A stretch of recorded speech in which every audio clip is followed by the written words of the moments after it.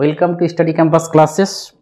তোমাদের যে আজকে যে ভিডিওটা নিয়ে এসেছি, এই ভিডিওটাতে অনেক আমার পেড ব্যাচে এবং গ্রুপে অনেক জনারই লাগাতার SMS আসছে যে স্যার রেলের গ্রুপ ডিতে কোথায় অ্যাপ্লাই করব। এই গ্রুপ ডি অ্যাপ্লাই করাটা কিন্তু একটা অনেক বড় চাকরি পাওয়াতে একটা বড় পার্ট। কারণটা হচ্ছে এখানে নাম্বারিংয়ের ব্যাপারটা, অনেক কাট অফের ব্যাপারটা অনেক কিছু হয়ে যায়, যে কোথাও কাট অফ কম যায়, কোথাও কম বেশি যায়। এমনও হয় যে কেউ 50টা কোশ্চেন 50 র মার্ক পেয়ে চাকরি করে, কেউ হয়তো এমনও হয় যে 70টা র মার্ক করেও 70টা অ্যান্সারের নাম্বার পেয়েও সে চাকরি পায় না। তো তার জন্য কিন্তু এটা একটা বড় ভাইটাল যে কোথায় পড়বো।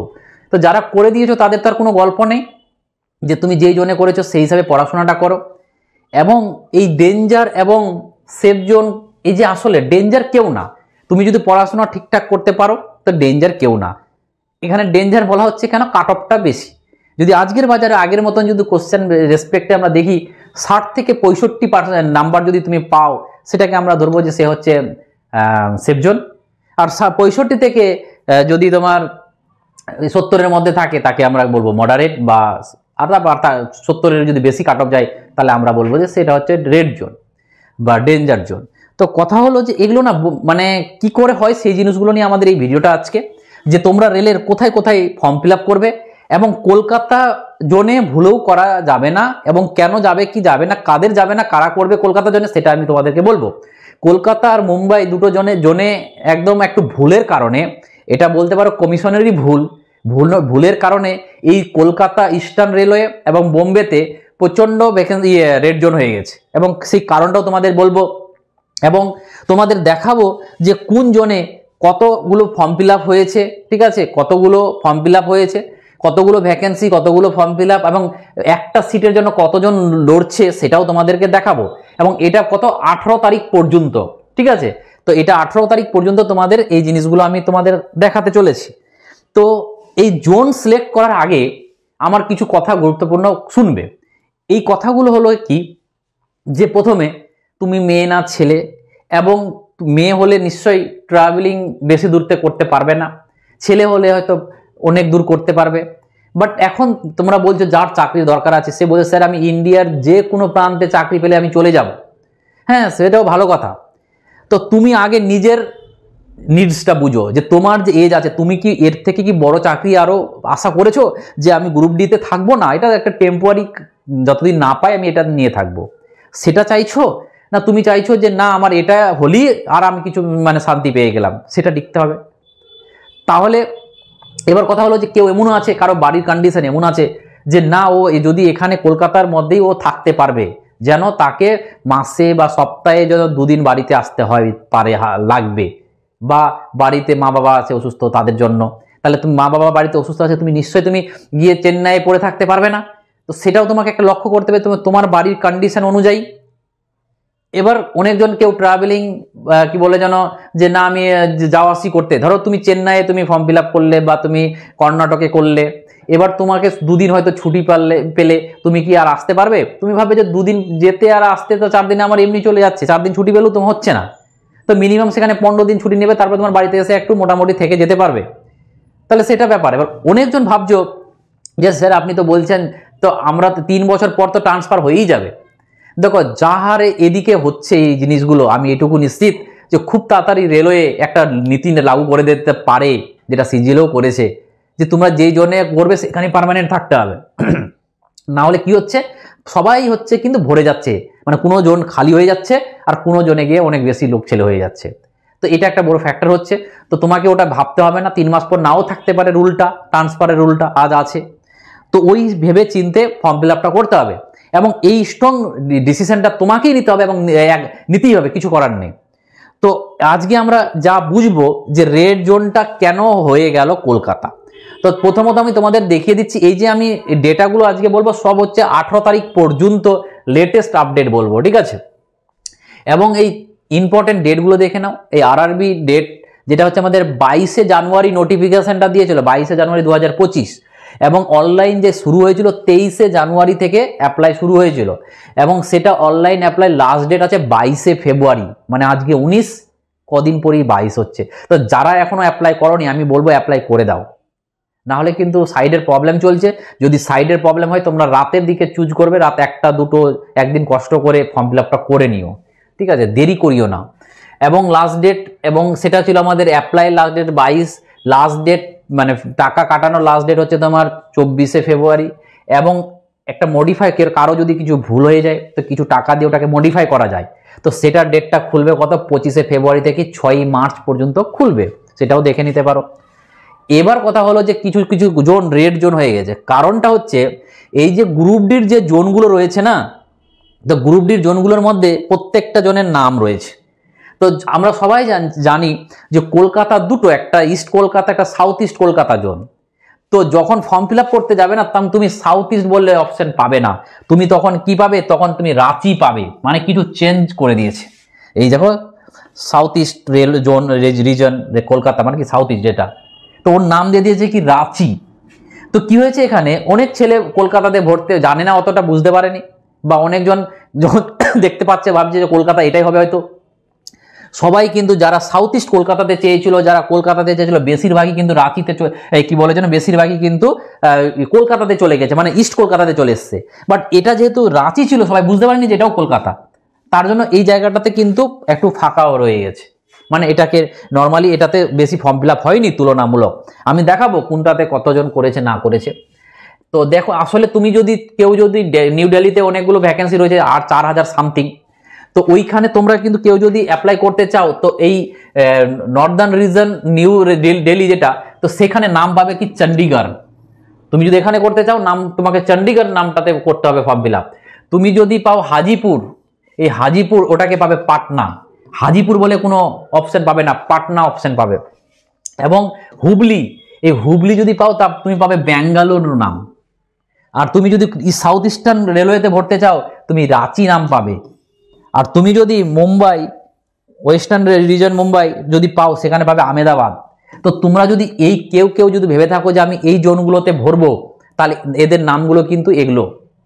কেউ ভুলেও মুম্বাই বলতে আর একটা মুম্বাই রেড, যেমন কলকাতা দুটো কলকাতা থাকার জন্য একটা কলকাতাতে রেড জোন হয়ে গেল, সবাই ভেবেছিল এটাই হয়তো। ওইরকম মুম্বাইও দুটো মুম্বাই আছে, তার জন্য কিন্তু ওটাতে কিন্তু বেশি ফর্ম ফিল আপ ভরে গেছে।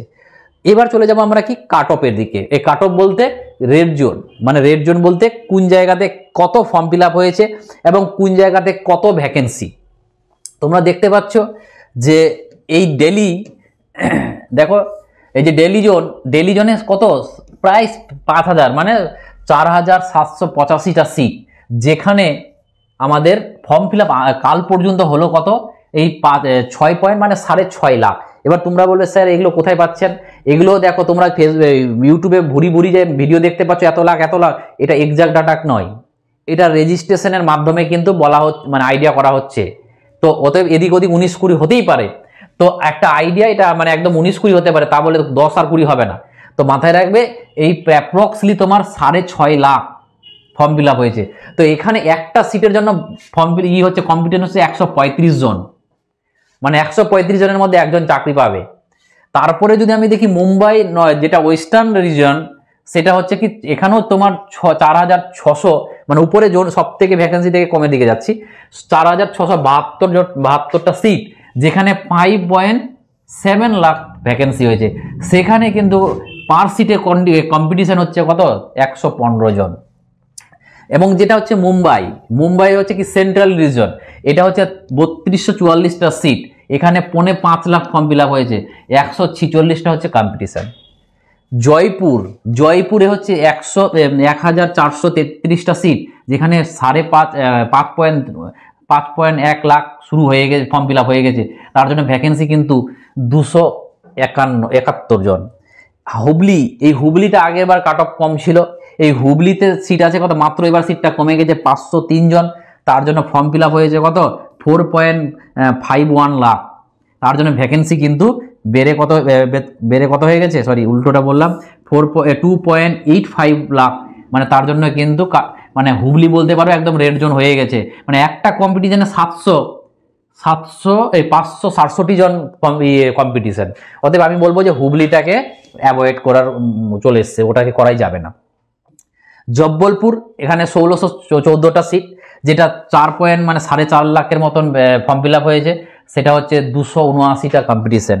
যেটা হচ্ছে আমাদের ভুবনেশ্বর, এই ভুবনেশ্বরে যেটা আমাদের উড়িষ্যাতে, এটা 964টা সিট, এখানে 3.72 লাখ ফর্ম ফিল আপ হয়েছে, এখানে 386 পর্যন্ত কম্পিটিশন চলছে। এবং বিলাসপুর, এই বিলাসপুর হচ্ছে 1337, এখানে হচ্ছে কত 4.1 লাখ ভ্যাকেন্সি, এখানে এই ফর্ম ফিল আপ হয়েছে এবং 311 জন হচ্ছে এখানকার কম্পিটিশন। চেন্নাই হচ্ছে কি 294 জন, 294 জন চেন্নাই, 2694টা ভ্যাকেন্সি এবং 5.5 লাখ হয়েছে, 5.12 লাখ হয়েছে, এবং সেটা হচ্ছে কি 190টা।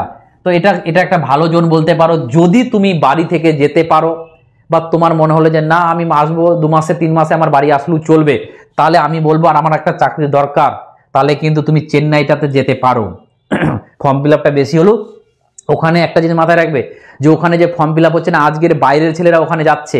আর বাইরের ছেলেরা কারা এদিক ওদিক যাচ্ছে জানো? ও যে ভালো পড়াশোনায় নয়, যারা ভালো পড়াশোনা যে আমি চাকরি পেলে কলকাতায় পাবো, তারা কিন্তু এদিক ওদিক যাবে না।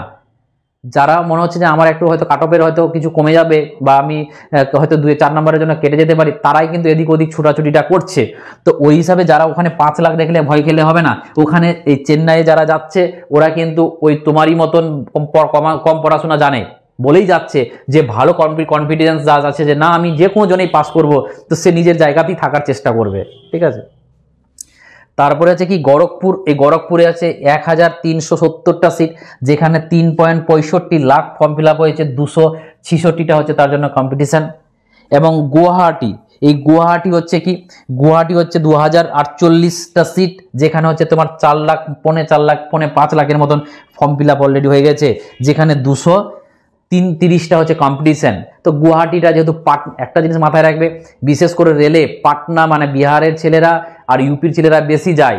তো পাটনা আর বিহারের যে এলাকাগুলো সেগুলোতে একটু ভ্যাকেন্সিটা মানে কম্পিটিশনটা ভালো হয়, কারণ বিহারের বেশিরভাগ ছেলে গুয়াহাটিতে চলে যায়, নাহলে কলকাতা আসে, বলে তো কলকাতা কাটঅফটা বাড়ে, ইউপির ছেলেগুলো ইউপিতে ভালো করে। তো এগুলোও দেখতে হবে। ঠিক আছে, গুয়াহাটিতে করতে পারো, না করার কিছু নেই। ঠিক আছে, কিন্তু বিহারিরা ওখানে যাওয়ার জন্য কাটঅফটা একটু বেড়ে যায়। এবং তোমার মধ্যে যদি এবং কারণটা হচ্ছে এই গুয়াহাটি জোনটা তোমার ধরে নাও যে, বা তুমি ধরে নাও নদিয়ার বা কলকাতার আশেপাশে তোমার বাড়ি, তো তুমি না সাউথ ইস্ট, যেটা আমরা বললাম যে সাউথ ইস্ট রেলওয়ে জোন, যেটা খড়গপুর বা রাঁচি যেটা লেখা আছে, সেটা করতে পারো। কলকাতা যদি না করতে চাও তাহলে তুমি কিন্তু গুয়াহাটিও করতে পারো, কারণ এটাও কাছে, সেটা আমি পড়ে আসছি। তো দেখো কলকাতা হচ্ছে কি দুটো, একটা হচ্ছে আমাদের ইস্টার্ন রেলওয়ে। তো ইস্টার্ন রেলওয়ের সিট রয়েছে মাত্র 1817, এটাতে অনেক থাকে প্রত্যেকবার। মাত্র ফর্ম ফিল আপ হয়েছে 4.33, তবু 238। আমি বলবো এটা 238কে ভাবিও না, এখানে হালকাভাবে নিও না। কেন হালকাভাবে নিও না? কারণটা কিছু কলকাতার ছেলে রয়েছে, কলকাতার ছেলে অবশ্যই ট্যালেন্টেড, এখানে পড়াশোনা ভালোই হয় তুলনামূলক অন্য রাজ্যের অন্য জায়গা থেকে। তো এখানে কম্পিটিশনটা কিছু ছেলে না ফিজিক্যালি ফিটনেস নয়, ও দৌড়াতে পারবে না। এখন হয়তো ফর্ম ফিল আপটা করে দেবে যে চল যখন রান হবে আমি চেষ্টা করব, সবাই বলবে আমি চেষ্টা করব, কিন্তু ওই দিনের দিন চলে যাবে, রান করবে না, ওরা এমনি মাঠে যাবে না বা মাঠে গেলেও ফেল হবে, কিন্তু কম্পিটিশনটা বেড়ে যাবে, কারণ ওরা তো ফর্ম ফিল আপটা করেছে, পরীক্ষাটা দিয়েছে। তো ওই জন্য কলকাতা জোনটা মানে এখানে পার ক্যান্ডিডেট কম হওয়া সত্ত্বেও ইতিহাস সাক্ষী রয়েছে যে কলকাতা জোন রেড জোন হবেই, ওখানে কাট অফটা কম যাবেই। ঠিক আছে, তো আগের বারই কাট অফ গেছিল 69, ওই রকম কোশ্চেন হয়ে গেলে কম্পিটিশন এবারে 60 কেন, এবার চলে যাবে তোমার 77-এর প্লাস। এবার চলে আসো, দেখো কলকাতা যেটা সাউথ ইস্টার্ন রিজন, যেটা আমরা বলি রাঁচি বলছি, এখানে 1044টা সিট রয়েছে, কিন্তু 3.33 লাখ হয়েছে, এখানে 318টা। এখানে কম্পিটিশন বেশি হলেও কি হবে, কাট অফটা ওর তুলনায় এখানে কম থাকবে, এটা গ্যারেন্টি। ঠিক আছে, তারপরে হাজিপুর 1251টা, যেটা পাটনা বলছে 2.18 লাখ, যেটা কম্পিটিশন হয়েছে কত 278।